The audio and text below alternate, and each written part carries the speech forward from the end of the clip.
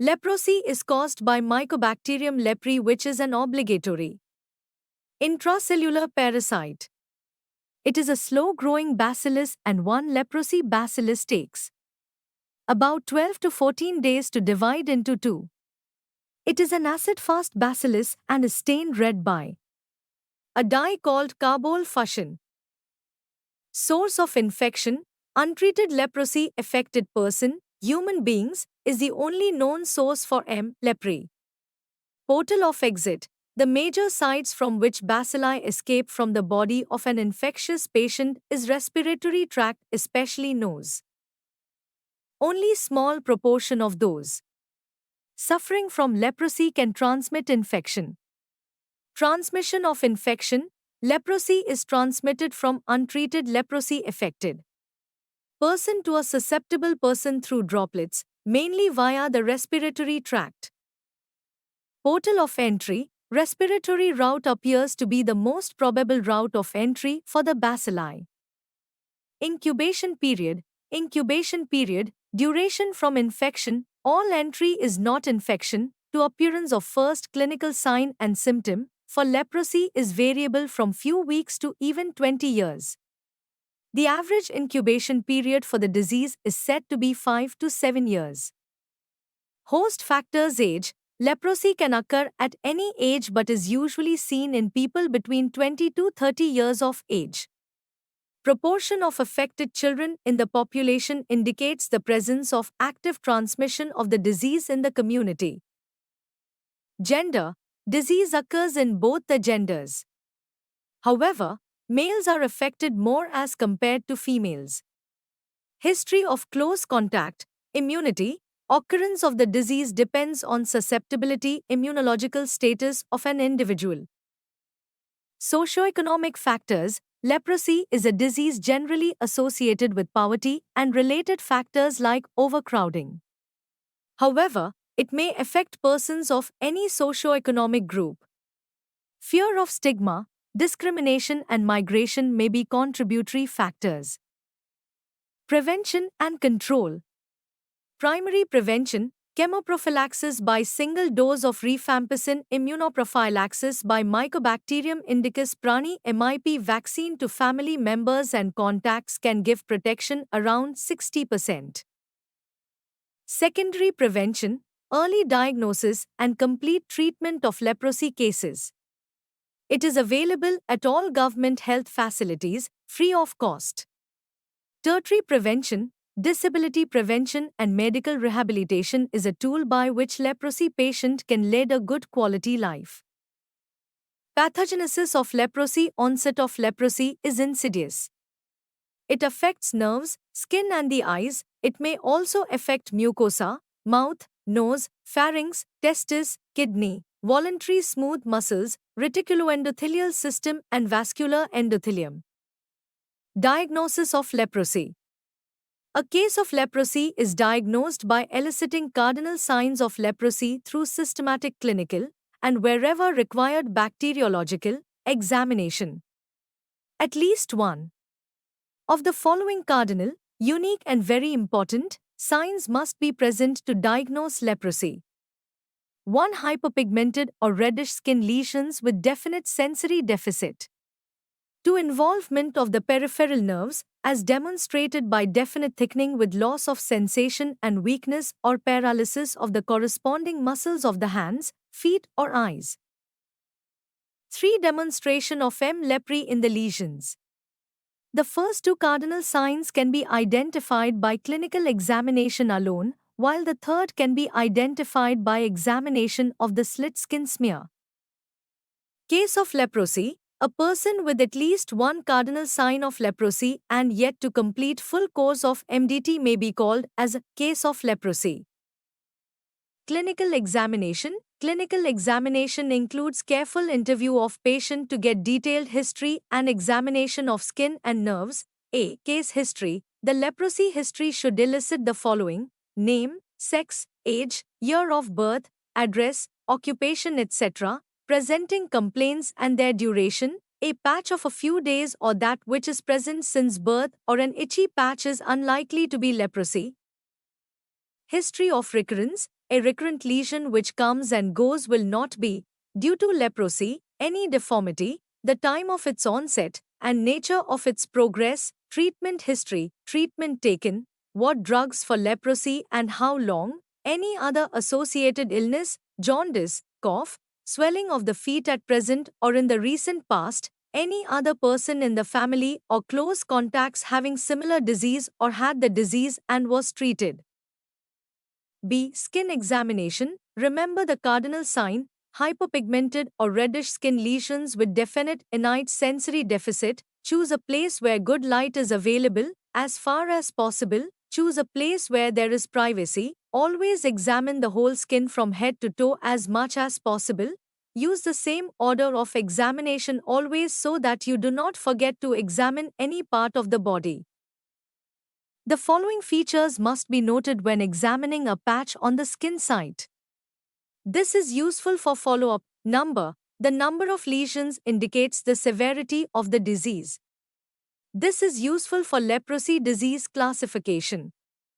Color. May be hypopigmented, lighter in color than the rest of the skin, or erythematous, red, raised swollen.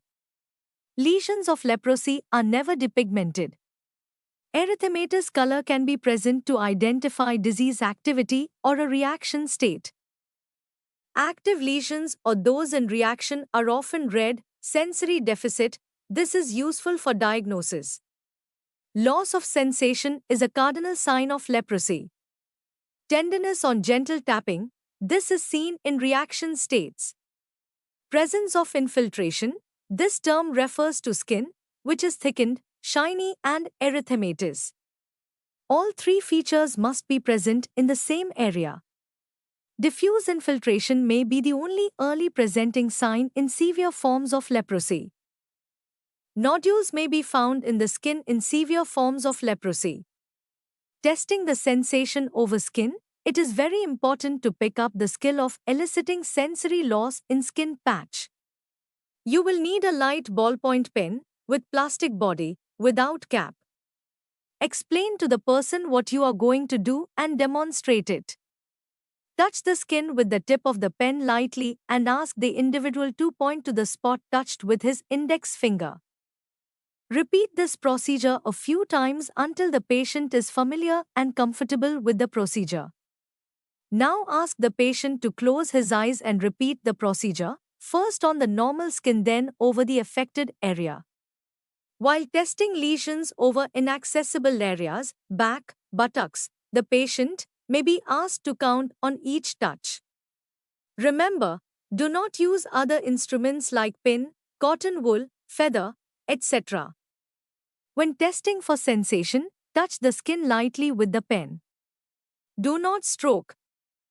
The pen should be perpendicular to the surface of the skin. Do not keep asking the patient whether he feels the touch. You may get misleading results. Proceed from the normal skin to the patch. Give only one stimulus at a time. Vary the pace of testing.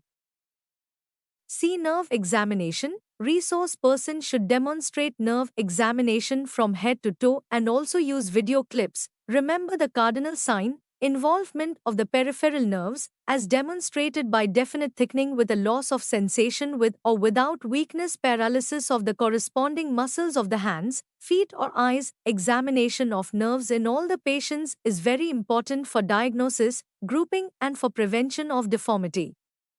This involves two aspects.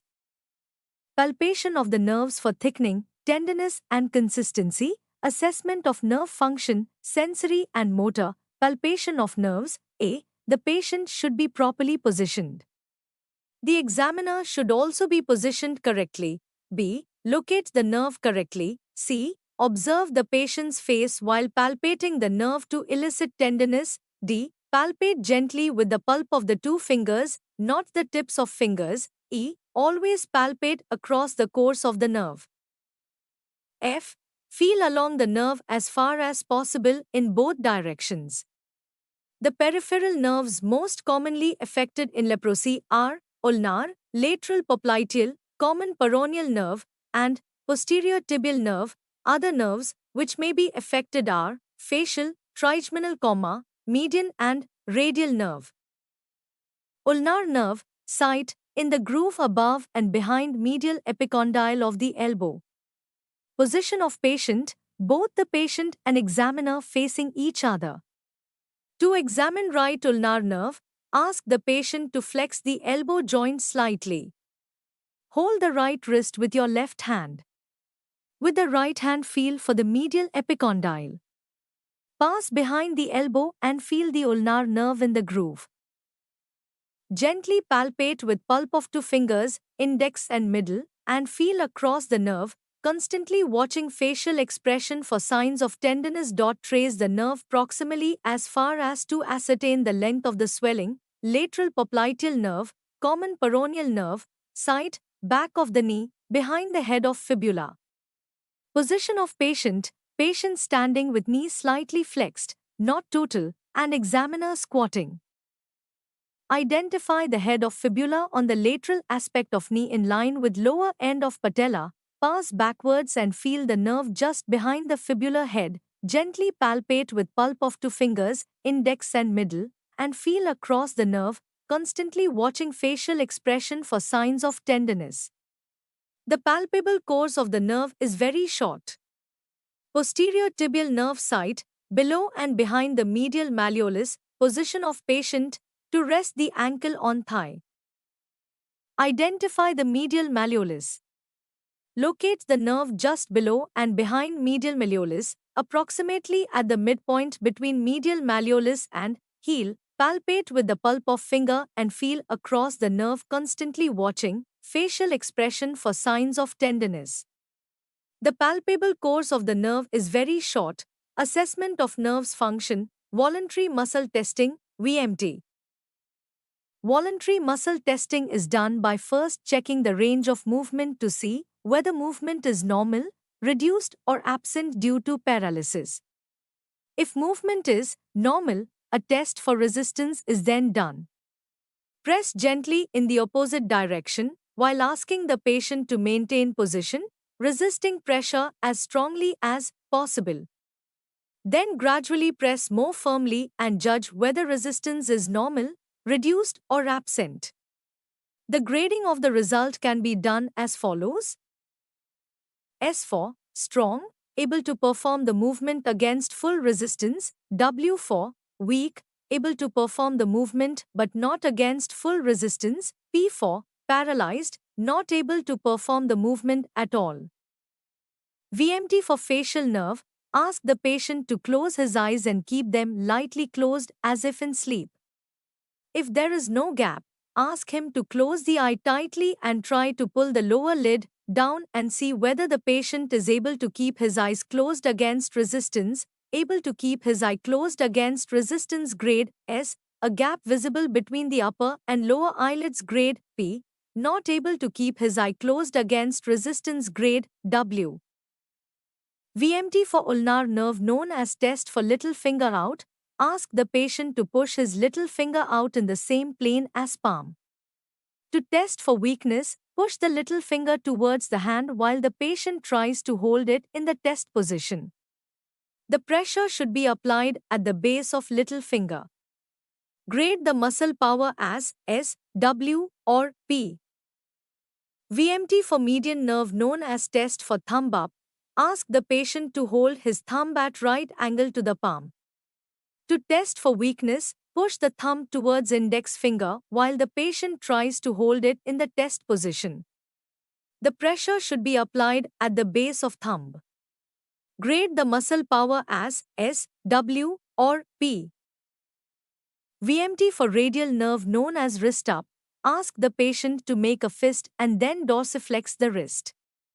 To test for weakness, press the hand downwards as shown in the diagram while the patient tries to hold it in the test position.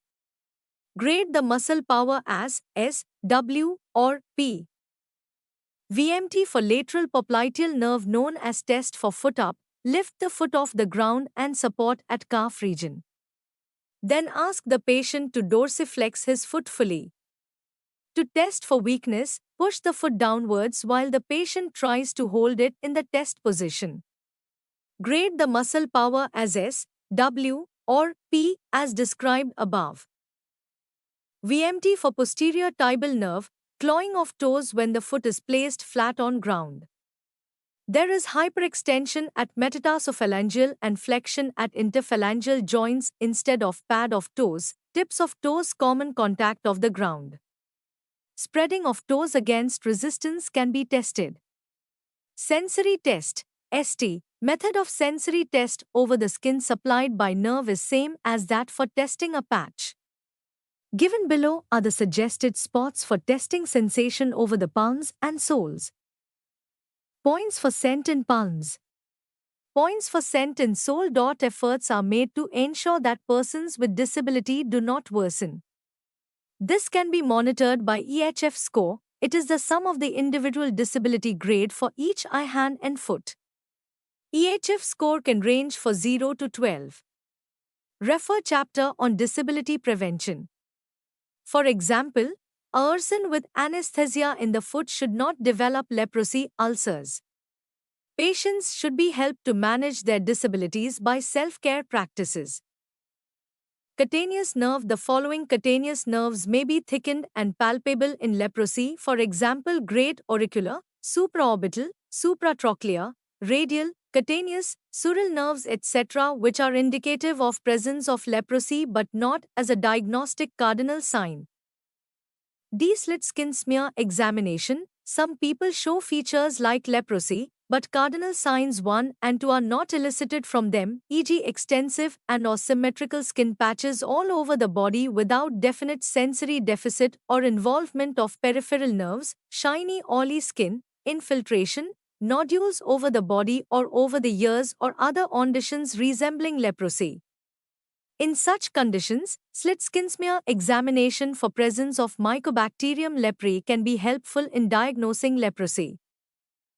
Skin smear examination is essentially 3 steps. First is the collection of the specimen, second is the staining of the slide, and third is the microscopic examination of the material. Reasonably accurate report is obtained in terms of positivity if proper technique is followed. Differential diagnosis. There are many skin diseases and neurological conditions which may mimic leprosy. Following disease conditions are to be considered to rule out leprosy.